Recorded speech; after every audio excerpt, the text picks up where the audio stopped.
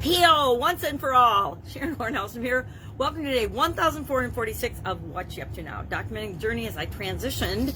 Originally in 2018, I started doing this segment from the brick and mortar corporate world of business. I spent over a quarter century in corporate America. Ran, owned, operated, was a major player in dozens and dozens of businesses offline. Before I got divorced and decided I wanted to do something entirely differently, hopped online in 2017, started learning about all the crazy things and all the cool things we could do online in terms of automation and marketing and sales and things like that. And so I started to document my journey because my coaches back at the time, beginning of hopping online, said, you gotta share your story, you gotta document. So I started doing it after much pushing and shoving in 2018. I came online in 2017, did the ClickFunnels certification program back when they had that, because I wanted to find out, well, how do I get online? How do I start? Where do I start? I wanted a structured format to do that, so that's where I began. And had some health challenges in 2017. I am a person that has had chronic pain my entire life, but it predominantly started in my 20s. I spent, several years out of commission. I like to say out of commission instead of bedridden because it sounds better, but struggling with health, and I ended up having to figure out my way out of that deep dark hole and into what the heck am I going to do with my life? Is my life going to be over in my early 20s, or am I going to figure this out? And so I figured it out, and it wasn't a quick overnight figure it out, but over the next couple of years I figured it out. I finished college, I got my degree, and I started my corporate career. And I have had literally health and physical challenges on and off throughout the last 60 years, right? I'm 61, going to be 62 soon.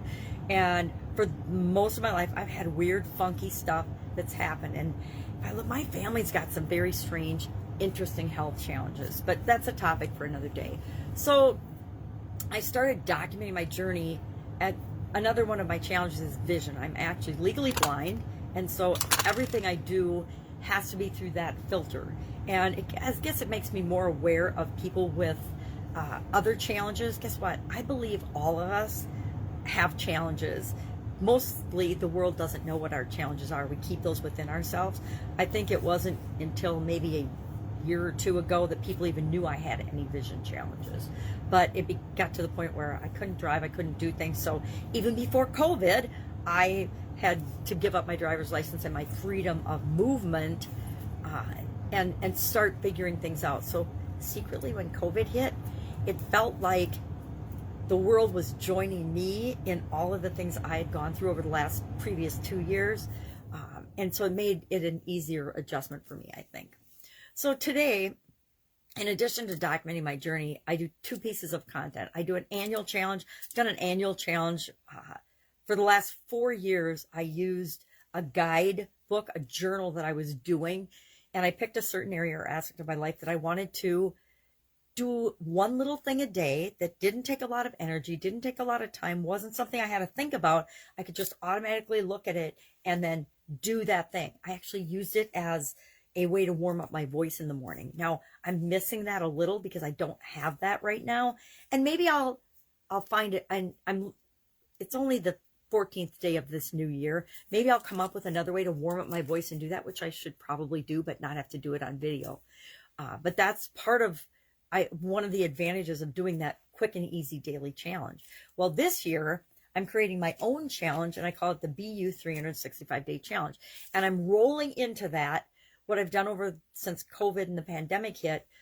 I was doing a 30-day get up and go challenge where I incorporated all the different areas and aspects of our life, and I scrubbed them up with the SOAP framework, a framework that I came up with when COVID started to number one, figure out how I was going to get up and go and keep going throughout however long the lockdown was going to be. Remember when in the beginning it was 15 days to flatten the curve? Well, then it was 30 days and then 45 days. Then it was, 3 months. Then schools, it just went crazy so fast. It was hard to keep up with the changes. So I was super grateful that early on I decided I'm going to do a challenge. I'm going to do a get up and go challenge to challenge myself to move and get up and go every day, but then to help other people to do the same thing.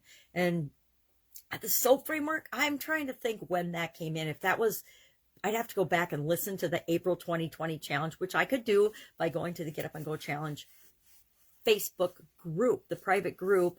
And there's also a page. It's on the page, but I'd have to scroll through, 2 years worth of posts to get there. But I'm not sure if I came up with the SOAP framework that first time through or but it was right around the beginning of the pandemic. And all I did was brainstorm out, well, what's the simple 4-step process that I use to handle change and guarantee I'm always going to get the best result, no matter what type change comes my way. And I brainstormed different words for the steps, and it just turned out that I could use a word for each of the 4 steps that spelled soap. And since we were cleaning and sanitizing and scrubbing our hands and washing off every product and service or every product that we brought into our house, in the garage or in the car before we bring it in, including ourselves sometimes, it just made sense that soap was a good term for the framework. And so SOAP framework stuck. And we keep cleaning things up with it. And I decided I would incorporate that into the daily challenge. Well, the daily challenge isn't a under 1 minute to 3 minute challenge anymore. It ranges. I think the longest one so far has probably been 10 or 15 minutes, which is a lot, but it kills a lot of birds with one stone. And I don't have to decide, what am I going to do with the Get Up and Go challenge? We did it 10 times. We did the first one in April of 2020, and then we did the final one this last year, December. The 10th one was December of 2021. And I was thinking, well, what am I going to do with this? Do I want to keep doing it going forward? I was doing it about every other month, not quite every other month, but just about every other month, based on what my schedule was and how I could squeeze it in. And I decided, instead of doing it every other month, I'm going to do it over the course of the entire year. But I'm going to pick a specific area of our life to concentrate on. I like the life framework, I call it. And let's see if I can find my beautiful graphic here of the life framework. I learned this from Tony Robbins, from Jim Rohn, from all the different gurus back in the late 70s, early 80s. And back then it was like a 7-area framework: physical, mental, emotional, spiritual, financial, relationships, and contribution. And those are the areas of our life. And for decades, that's how I set my goals, was based on these, separating my life so I could break it down and look at it in smaller pieces than, what do I want to do with my life this year or this 10 years? So last year in April, I started with a coaching group that does communications and confidence and other core skills and values and core skills that are important to us. And so I added those to my goals list. And I think going forward, for the foreseeable future, or the unforeseeable future, I will continue to do all 9 areas and aspects of my life. So over the course of this year, each month has got, the first 9 months of the year have each got a focus. So this month is physical. So I just started yesterday going through the SOAP framework for some physical aspect or area of our life or existence. I picked losing weight and picking an interim weight, and I'm giving myself 2 months to get there. But by my birthday is March 12th. So by March 12th, this is my goal, is to lose and get to my next interim weight step. Now, why this is a biggie for me personally is it's an area and aspect of my life that I've never let myself decide 2 things. Number 1, what is my perfect ideal weight for me? Because, and I can make all kinds of reasons and excuses up for why I haven't, but I haven't. I've never hit a solid target, so I've never had to really commit to it. So what has my weight done? Gone up and down and up and down and up and down. And my results have been really good. Actually, the majority of my life I've been at a very good ideal weight for myself. But there have been times in my life, usually health related, that my weight goes up, my weight goes down, my weight goes up, my weight goes down. I never am like super underweight, but I guess probably after I had my son and was getting married, I was pretty low on the scale. But for the most part, just, not. And one of the things I realized earlier in this week was that I don't allow myself, with respect to weight, to set interim goals. And that means if I don't set interim goals, then I don't have to decide that final number, which is totally screwed up thinking. And I don't think that way in other areas and aspects of my life, especially with businesses and stuff like that. So why would I do that with my health, my physical well-being? So over the month of January, we're focusing on physical. February, we're doing emotions because, it's love, holidays, Valentine's Day, and things. So I picked emotions. don't have to do them in any order. You do the order that works for you. I just happen to memorize them and learn them a long time ago. Physical, mental, emotional, spiritual, financial, relationships, contribution, communication, and confidence.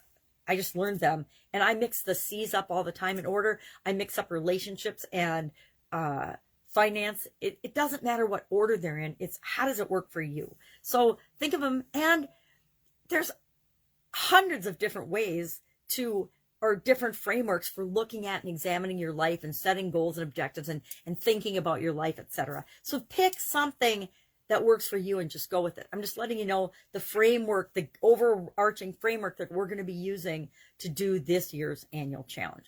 Why did I add structure to it?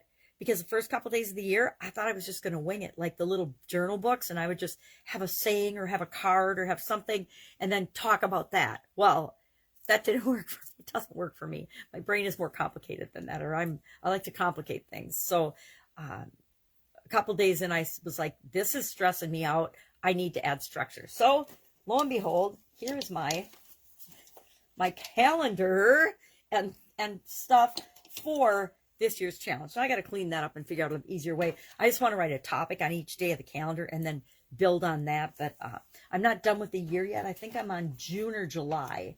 And hopefully this weekend I can knock out the rest of the months and get a framework and a topic for each day of those.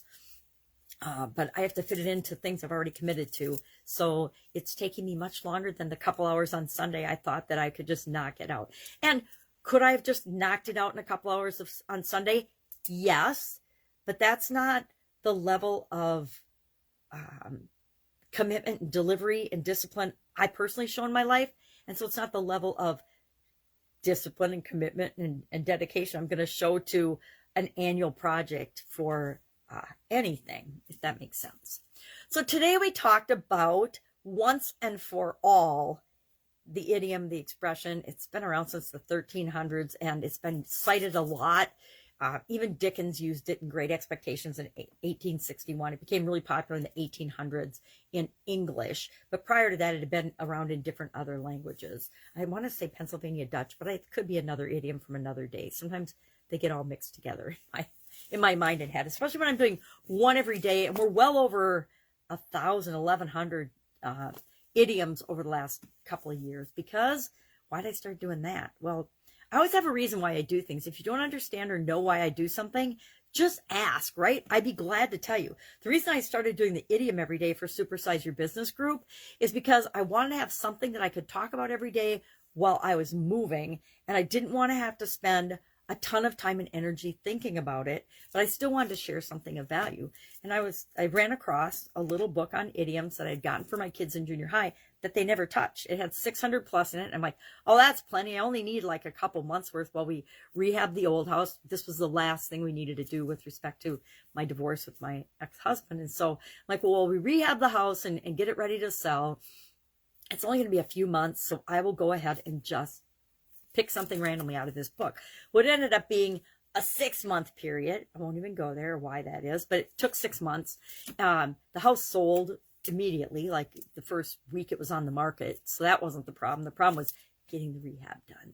Anyway, real estate days. Remember those. I love them. My son's getting into it now, so we're doing some work on that. But that's why I started to do the idioms. Now, today's was once and for all. And as I got to thinking about it, I'm like, there are very few things in my life that have ever been once and for all. Now, there are things that we can commit to and create and will be consistent through our life. Like if I think about my core values, every time I do a core values exercise, my core values are my same core values over and over and over again. They don't change. They're inherent in who I am and what I stand for. But otherwise, pretty much everything around us and within us is subject to change, right? I can think of a couple of, and I think it comes down to our decisions and our choices. There are some things in life, it's easy to just decide once and for all what you are and are not going to do. The thing I thought of today was smoking. I decided in high school, I tried cigarettes once, hated it. My girlfriends and I, we all got together and we tried cigarettes in, I don't remember, one Friday night or one weekend night or something when we were kids. And I coughed and hacked and I'm like, well, this doesn't feel good to me. I'm not going to do it. I'm never going to be a smoker. So I decided once and for all, I just was never going to be a smoker. And I can't tell you how many times I've looked back on that decision and thought, wow, that was a good decision. It's interesting. 2 sisters in my family were smokers. 2 sisters of us weren't smokers. My mom smoked, my dad didn't. And so it was the kind of a split down the middle in the family kind of thing. But it's interesting to see the differences just with respect to one decision like smoke or not smoke, right? I think there's things in our life that we can make those decisions about once and for all. So but for the most part, world and life is changing all the time. And so it's harder to make decisions and choices that are once and for all. So we talked about business ethics because it's kind of about deciding and drawing that line in the sand or figuring out what are your priorities, what do you stand for in your business. There are vision, like if you're supersizing and growing your business, there are things that you can decide and then they'll stay the same throughout. The end result that you want to achieve, you can decide that once and for all. I'm going to build a $1 billion business. You don't have to ever change your mind on, I'm going to build say a $10 million business, whatever it is for you. I'm going to build a $10 million business. How you get there, how you build it, what you do, your products and services or the business or the industry you get in can be anything, right? And it can change over time based on your interests. I've been involved in dozens and dozens of different businesses, but it's all working toward that same end goal that I decided a long time ago, once and for all, this is what I'm going to do. And once you decide and commit to that, the how you get there doesn't matter and can change, but the thing that you want is still the thing that you want. So, there's so many examples of that in my life. I decided I wanted to design and build my own house. And once I decided once and for all it was going to happen, did the things that went into that house changed over time as I learned about materials and different possibilities and what was and wasn't possible, architecturally? Yes. But the decision to build the house and design the house was, once I decided it was going to happen no matter what. Did details of it change? Yes. But the project itself didn't change it. It happened. Okay. Our annual challenge today was the O in the SOAP framework for physical things. Now, I committed yesterday that I was going to set an interim weight goal, and I set one for my birthday. Now, normally when I'm doing a challenge, it's only a month long. And so if I set a goal, nobody knows if I actually do it or not. I usually hold myself accountable, but sometimes I'll slip.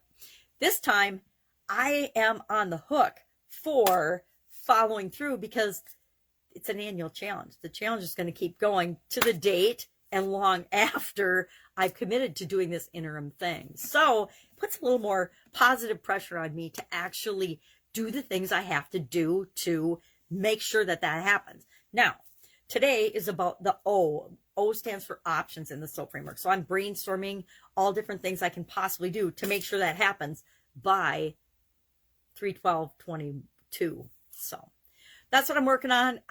Catching up. I don't know if I'll work on the annual challenge today or not. I'm trying to put pockets of 15 minutes here, 15 minutes there, and working on it. We'll see if I actually find the time to do that today. I've got some things I'm catching up on. Got to see my granddaughters yesterday, so it's always exciting. And that means they become the number one priority.